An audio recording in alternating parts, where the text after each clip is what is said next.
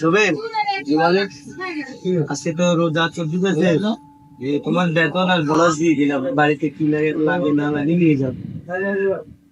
অনেক দূর নিয়ে যাচ্ছি, আমার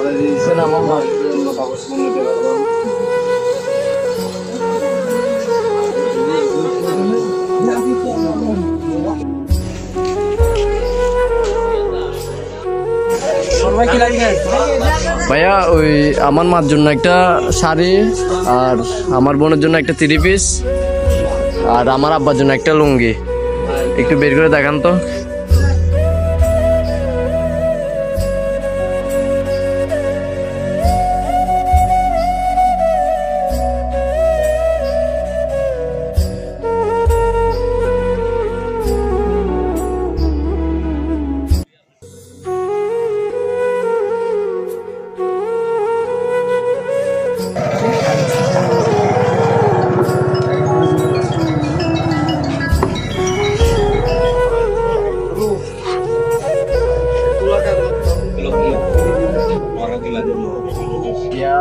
কত আছে এগুলা, আর একটা 3 পিস দেন।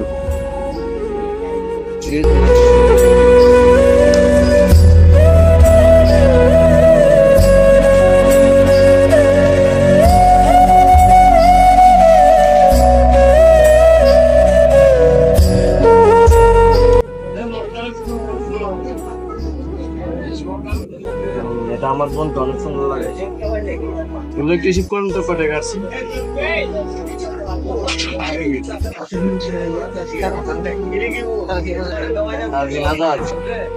3,500। আচ্ছা প্যাকেট করে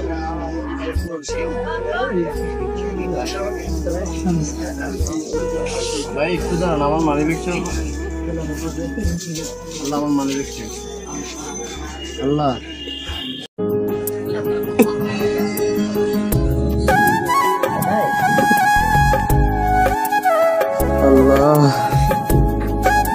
আমি এখন কিভাবে মার্কেটিং করে ঘরে নিয়ে যাব?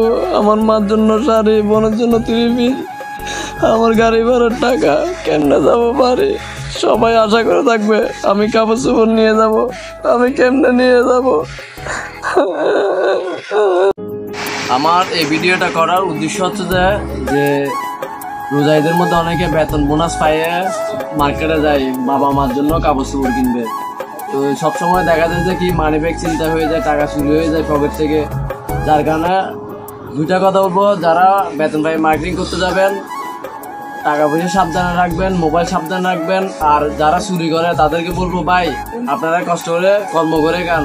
আপনারা যদি কেউ বেতন পাচ্ছে, আপনারা যদি টাকাটা চুরি করে ফেলেন, ওদের একটা আশা ভরসা থাকে যে বেতন পেয়ে মা বাবা, ভাই বোন, বউয়ের জন্য কাপড় চোপড় নিয়ে যাবে, গাড়ি ভাড়ার টাকা আছে, একটা আনন্দ রাখে মনে।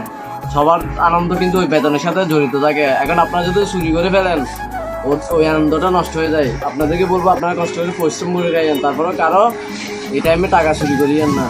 ভিডিওটা ভালো লাগলে শেয়ার করে দিবেন। এই ভিডিওটা শুধু সচেতন করার জন্য। আসসালামু আলাইকুম।